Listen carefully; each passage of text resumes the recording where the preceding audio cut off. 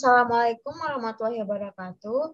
Di sini kami dari kelompok 8 kelas A akan mempresentasikan tugas besar psikologi industri terkait dengan analisis jabatan pada studi kasus PT Unilever Indonesia di Jakarta dengan anggota kelompok saya sendiri Pak Salamantika NIM 122190110 dan teman saya Galih Wahyu Aji NIM 122190117. Pokok bahasan yang pertama yaitu ada pendahuluan terdiri dari sejarah dan gambaran umum perusahaan. Yang kedua itu tujuan. Yang pertama untuk mengetahui pelaksanaan jabatan di perusahaan. Yang kedua untuk mengetahui evaluasi jabatan di perusahaan. Kemudian ada visi dan misi perusahaan. Dan yang terakhir yaitu ada deskripsi geografis perusahaan. Yang pertama ada sejarah dan gambaran umum perusahaan. PT Unilever Indonesia pertama kali didirikan pada 5 Desember 1933 dengan nama Lever Zeefabrieken N.V. yang bertempat di daerah Angke, Jakarta Utara. Berdasarkan Akta nomor 23 dari MRAH Van op Giessen, notaris di Batavia. Akta ini disetujui oleh Jenderal Gewal van Netherlands ini berdasarkan surat nomor 14 pada tanggal 16 Desember 1933. Terdapat di Raad van Justitie di Batavia dengan nomor 302 pada tanggal 22 Desember 1933 dan diterbitkan dalam Japasikorum pada 9 Januari 1934. Tambahan nomor 3 pada tanggal 22 Juli 1980. Perusahaan ini berganti nama menjadi PT Unilever Indonesia. Perkembangan PT Unilever Indonesia di Indonesia yang pertama pada tahun 1933, Unilever pertama kali berdiri dengan nama Lever Zeefabrieken N.V. di daerah Angke, Jakarta Utara. Nah, kemudian pada tahun 1936, margarin Blue Band dan sabun mandi Lux mulai dipasarkan di Indonesia. Pada tahun 1982, Unilever Indonesia menjadi perseroan terbuka dan melepas saham ke publik dengan mendaftarkan 15% saham di Bursa Efek Indonesia.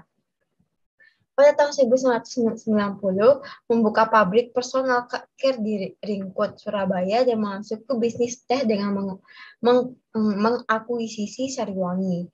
Pada tahun 1992, pabrik es krim Walls dibuka di Cikarang. Konilo dan Pedal Pop muncul di pasar. Kemudian pada tahun 2001 mulai bisnis kecap dengan mengakuisisi Bango. Pada tahun 2004 merek Knorr diakuisisi dari Unilever Overseas Holding Ltd dan menggabungkan dengan Unilever Indonesia. Kemudian memindahkan pabrik produk perawatan rambut dari Ringkut ke Cikarang. Kemudian pada tahun 2008 membangun pabrik perawatan kulit atau skincare terbesar se-Asia di Cikarang, memasuki bisnis minuman sari buah dengan mengakuisisi brand Buah Pita dan Gogo. SAP diimplementasikan di seluruh Indonesia. Pada tahun 2013 memperingati 80 tahun perjalanan Unilever Indonesia dengan meluncurkan Project Sunlight untuk menginspirasi masyarakat agar bergabung dalam menciptakan masa depan yang lebih cerah bagi generasi mendatang.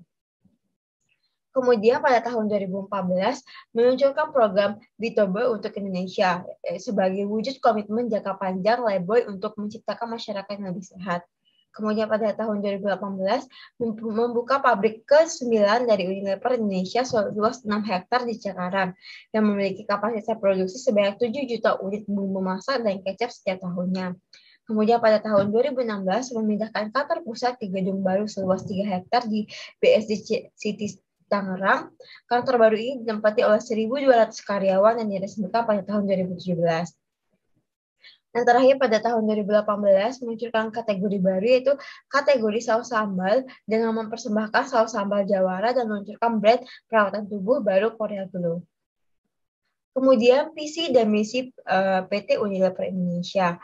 Visinya yaitu untuk meraih rasa cinta dan penghargaan dari Indonesia dengan menyentuh kehidupan setiap orang Indonesia setiap harinya. Dengan visi yang pertama, bekerja untuk menciptakan masa depan yang lebih baik setiap hari. Yang kedua, membantu konsumen merasa nyaman, berpenampilan baik, dan lebih menikmati hidup melalui brand dan layanan yang baik bagi mereka dan orang lain. Kemudian ada menginspirasi masyarakat untuk melakukan langkah kecil setiap harinya yang bila digabungkan bisa mewujudkan perubahan besar bagi dunia. Dan yang terakhir yaitu untuk senantiasa mengembangkan cara baru dalam berbisnis yang memungkinkan kami tumbuh 2 kali lipat sambil mengurangi dampak terhadap lingkungan. Kemudian ada deskripsi geografis perusahaan. PT Unilever Indonesia yang berada di Jakarta merupakan kantor pusat dari PT Unilever yang beralamatkan di Geraha Unilever, Jalan Jenderal Gatot Subroto, nomor 15, Jakarta.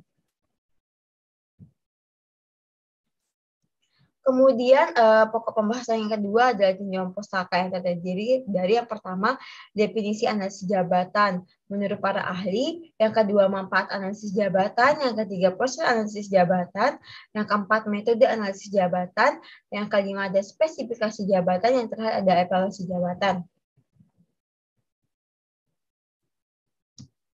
Yang pertama ada definisi analisis jabatan. Yang pertama, menurut ahli Press pada tahun 1986, analisis jabatan adalah penyelidikan yang sistematis tentang isi pekerjaan, lingkungan fisik yang melingkupi pekerjaan, dan kualifikasi yang dibutuhkan untuk menjalankan tanggung jawab jabatan untuk pekerjaan. Yang kedua, menurut Sar Damayanti pada tahun 2010, analisis jabatan adalah cara sistematis mengumpulkan dan menganalisis informasi tentang pekerjaan dan kebutuhan tenaga manusia, serta konteks di mana pekerjaan tersebut dilaksanakan. Analisis jabatan biasanya menyebabkan pengumpulan informasi karakteristik pekerjaan yang membedakan dengan pekerjaan lainnya.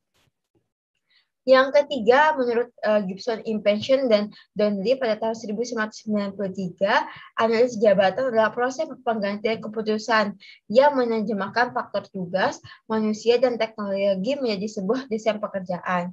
Dan yang terakhir, menurut C. Wright, 2006, analisis jabatan adalah proses untuk memperoleh informasi seperti sedikit mungkin mengenai fakta-fakta yang terjadi yang diperlukan guna menyelesaikan tugas-tugas yang ada dalam suatu jabatan. Dapat disimpulkan bahwa analisis jabatan adalah sebuah proses mempelajari berbagai informasi yang berhubungan dengan pekerjaan secara operasional dan tanggung jawabnya.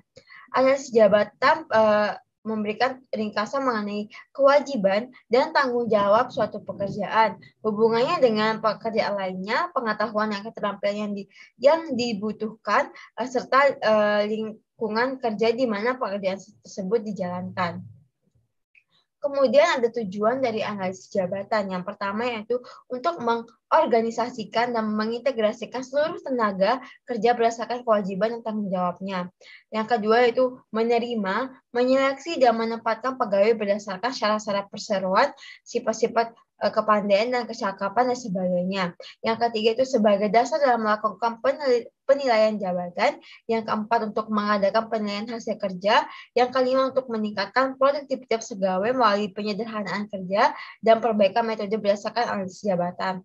Dan yang terakhir itu untuk mempermudah perencanaan organisasi dengan memberikan perumusan yang jelas dan tiap-tiap jabatan dan menunjukkan hubungan jabatan-jabatan itu sama yang lainnya. Kemudian ada manfaat dari analisis jabatan. Yang pertama yaitu untuk menetapkan dasar-dasar rasional pengubahan dan pengkajian yang objektif. Yang kedua itu untuk menghapuskan persyaratan-persyaratan kerja yang dapat menyebabkan diskriminasi dalam pengadaan karyawan. Yang ketiga itu untuk merencanakan kebutuhan sumber daya manusia di waktu yang akan datang dan sebagai basis perencanaan. Yang keempat itu untuk menetapkan standar-standar prestasi kerja yang realistik. Yang kelima yaitu untuk menempatkan karyawan pada pekerjaan-pekerjaan yang sesuai dengan keterampilannya secara efektif. Dan yang terakhir untuk memperbaiki aturan atau alur kerja di perusahaan tersebut. Kemudian ada proses analisis jabatan. Proses analisis jabatan ini yaitu ada 4 tahap. Yang pertama ada tahap persiapan, tahap yang kedua itu pengumpulan data, tahap yang ketiga itu pengolahan data, dan tahap keempat itu ada penggunaan dan pengajian informasi jabatan. Yang pertama itu tahap persiapan. Pada tahap ini terdapat 2 pokok kegiatan, yaitu identifikasi jabatan dan penyusunan daftar pertanyaan. Kegiatan identifikasi jabatan dilakukan dengan pengenalan setiap jabatan yang berbeda dalam organisasi. Setelah melakukan kegiatan identifikasi jabatan, kemudian dilakukannya informasi yang harus diperoleh atau dikumpulkan. Hal ini diperlukan guna membatasi dan memfokuskan kegiatan sehingga hasilnya dapat dipergunakan untuk kepentingan tertentu. Tahap yang kedua itu pengumpulan data. Di dalam pengumpulan data ini terdapat beberapa teknis, masing-masing teknis ini memiliki kelebihan dan kelemahannya masing-masing. Teknik tersebut antara lain itu pengamatan atau observasi, yang kedua ada wawancara atau interview, daftar pertanyaan atau kuesioner, daftar cek atau checklist, partisipasi kerja atau work participation, laporan kerja atau logs, dan kombinasi dari beberapa teknik tersebut. Tahap ketiga yaitu pengolahan data. Dalam kegiatan ini, seorang analis harus memisahkan antara data yang berguna dengan data yang tidak berguna. Dengan kata lain, memilah data yang relevan dan data-data yang tidak relevan dengan analisis jabatan. Kemudian dari data tersebut dilakukan kajian atau review hasilnya, yaitu data jabatan yang telah disempurnakan. Yang terakhir itu ada tahap penggunaan dan penyajian informasi jabatan. Melalui tahap persiapan dan pengumpulan data, kegiatan analisis jabatan menghasilkan informasi jabatan. Dengan informasi jabatan tersebut, seorang analis dapat menyusun berbagai bentuk informasi jabatan yang berguna bagi perusahaan. Bentuk-bentuk tersebut antara lain deskripsi pekerjaan atau job description, spesifikasi pekerjaan atau job specification, dan standar prestasi kerja atau job performance standar. Ada yang pertama, kemudian ada metode analisis jabatan.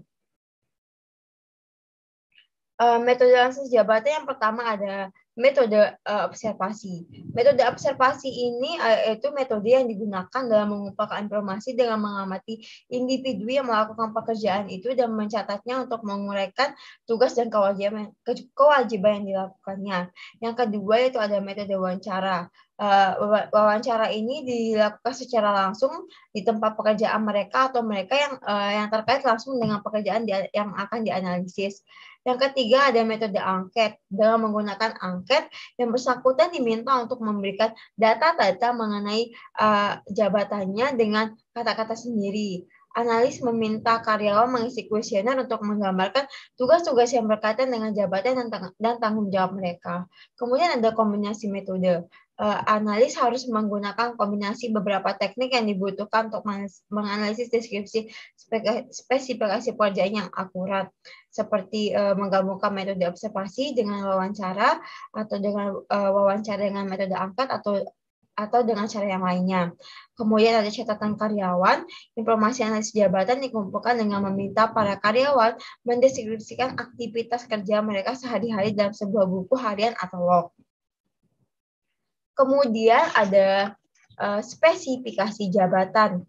Spesifikasi jabatan atau pekerjaan disusun berdasarkan uraian pekerjaan dengan menjawab pertanyaan tentang ciri, karakteristik, pendidikan, pengalaman, dan yang lainnya dari orang yang akan melaksanakan pekerjaan tersebut dengan baik. Spesifikasi pekerjaan menunjukkan persyaratan orang yang akan direkrut dan menjadi dasar untuk melaksanakan seleksi. Adapun tujuan dari spesifikasi jabatan yang pertama itu spesifikasi jabatan membantu memilih kandidat yang paling tepat untuk mengisi jabatan kosong yang dibutuhkan oleh perusahaan. Yang kedua yaitu spesifikasi jabatan memberikan informasi rinci tentang tanggung jawab, keterampilan, teknis dan fisik yang diinginkan, kemampuan berkomunikasi dan syarat-syarat lainnya yang dibutuhkan untuk melakukan pekerjaan tersebut. Yang ketiga itu ada spesifikasi jabatan dapat membantu tim rekrut untuk memahami apakah kandidat yang melamar telah memenuhi tingkat kualifikasi, kualitas, karakteristik, syarat-syarat lainnya untuk mengisi jabatan yang dibutuhkan oleh perusahaan.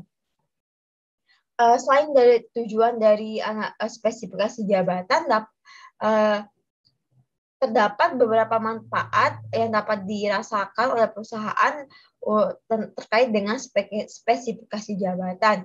Yang pertama yaitu ada sebagai dasar untuk melakukan evaluasi jabatan. Yang kedua yaitu sebagai dasar untuk menentukan standar hasil kerja seseorang atau karyawan sendiri. Yang ketiga sebagai dasar untuk melakukan rekrutmen, seleksi, dan penempatan kerja yang baru. Yang keempat sebagai dasar untuk merancang program pendidikan dan latihan, dan yang terakhir itu untuk sebagai dasar untuk menyusun jalur promosi.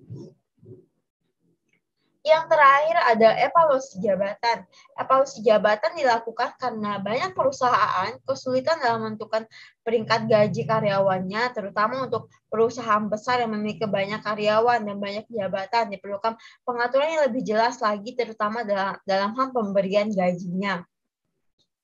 Langkah-langkah evaluasi jabatan. Yang pertama itu mengumpulkan informasi tentang jabatan dengan menggunakan kuesioner, wawancara langsung, ataupun pengamatan. Dan kemudian menyusun informasi tersebut menjadi uraian jabatan dan spesifikasi jabatan.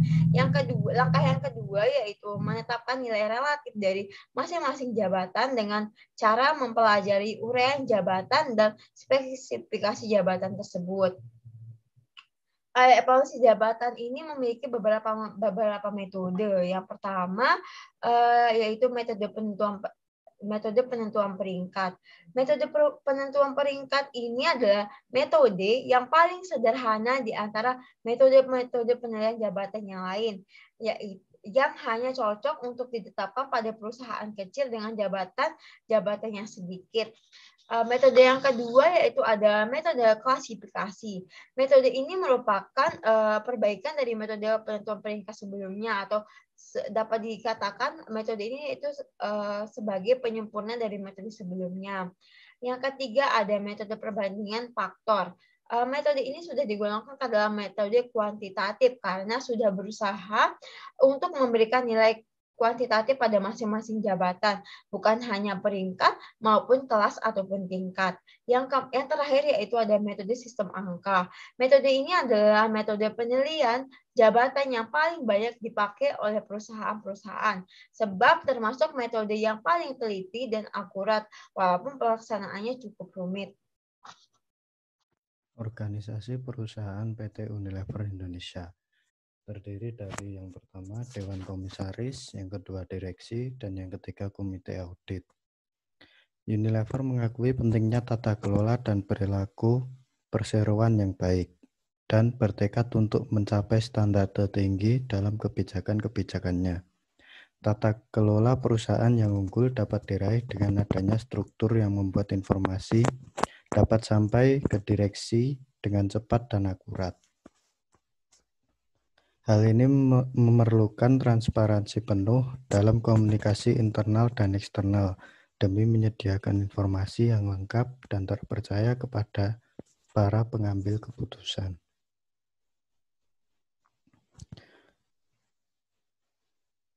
Selanjutnya ada struktur organisasi dan job desk PT Unilever Indonesia. Yang pertama, Chief Financial Officer. Job desk dari Chief Financial Officer yang pertama bekerja sama dengan departemen untuk membantu mereka membuat keputusan keuangan yang sehat dan inisiatif drive. Yang kedua, menerapkan proses informasi manajemen untuk menciptakan nilai bagi bisnis. Yang ketiga, bekerja di segala bidang mulai dari asuransi dan resiko, audit internal, treasury, sampai ke hubungan investor dan pensiun. Yang kedua ada Director Home and Personal Care. Mempunyai tugas mengurus semua yang ada di dalam perusahaan yang berkaitan dengan para pegawai perusahaan.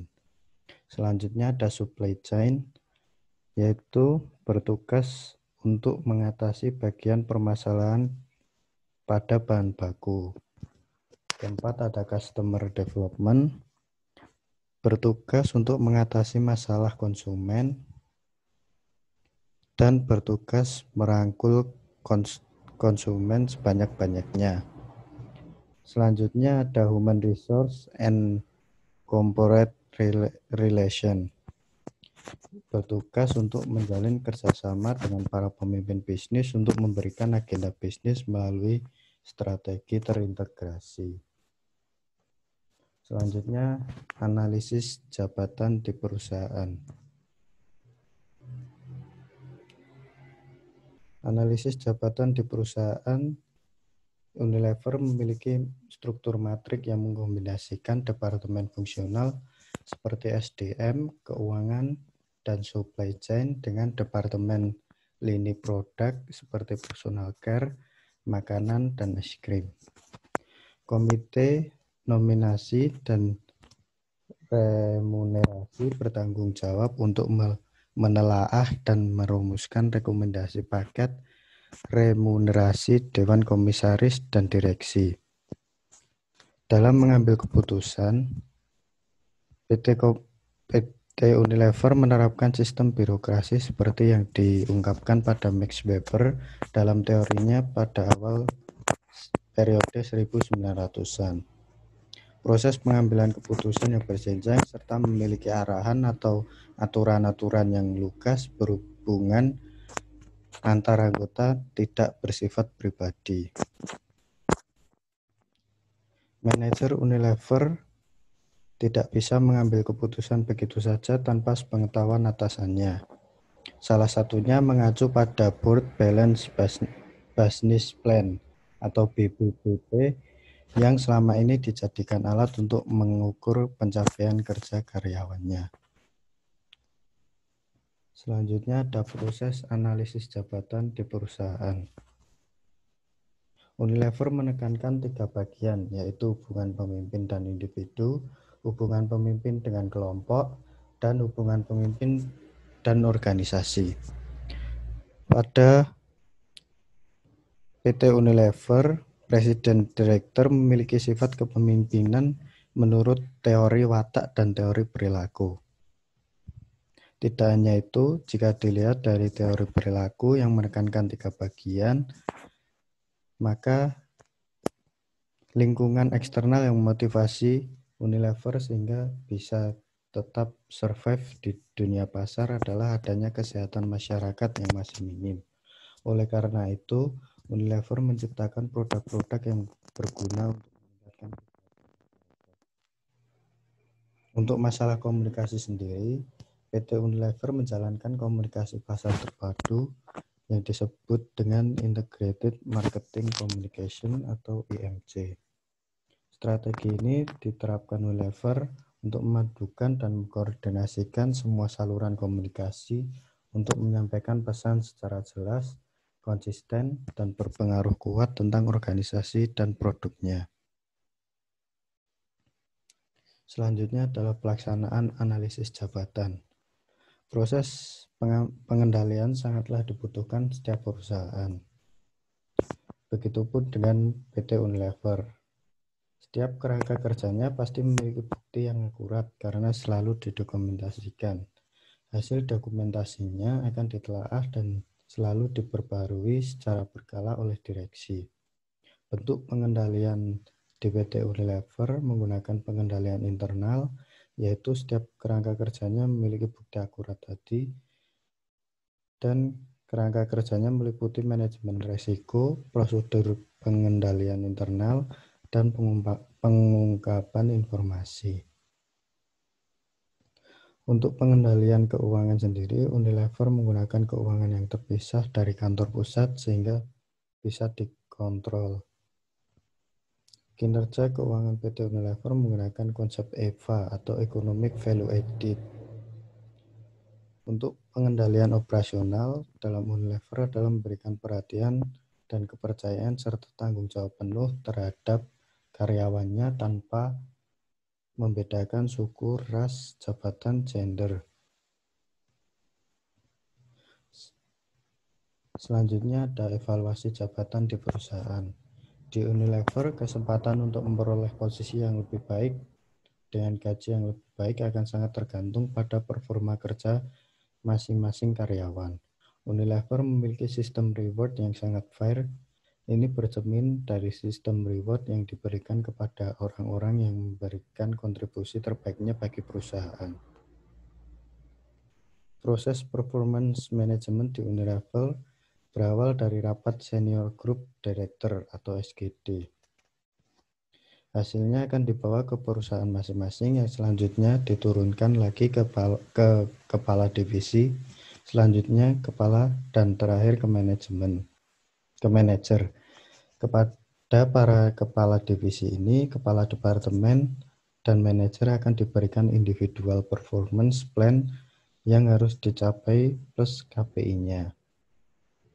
Tidak hanya diberi target, karyawan juga rutin diberi coaching dan konseling antara atasan dan bawahan. Selanjutnya adalah kesimpulan. Struktur organisasi di Unilever menerapkan struktur matrik yang mengkombinasikan beberapa departemen dan budaya yang ada di perusahaan tersebut adalah setiap karyawan memiliki sifat loyal terhadap perusahaan dan tempat tempati saat ini dan terhadap pekerjaannya. Unilever menggunakan sistem proses performance management, di mana karyawan akan naik jabatan dengan performa kerjanya sendiri. Selanjutnya ada saran. Unilever diharapkan lebih lagi dalam memperhatikan lingkungan kerja yang terdapat dalam perusahaan untuk meningkatkan kinerja dan kreativitas para karyawannya. Selain itu, untuk struktur organisasinya, diharapkan Unilever dapat secara bijak menilai setiap karyawan dengan mengukur tingkat keaktifan dan kinerjanya. Sekian dari kelompok kami. Apabila ada kurang lebihnya, kami mohon maaf. Wassalamualaikum warahmatullahi wabarakatuh.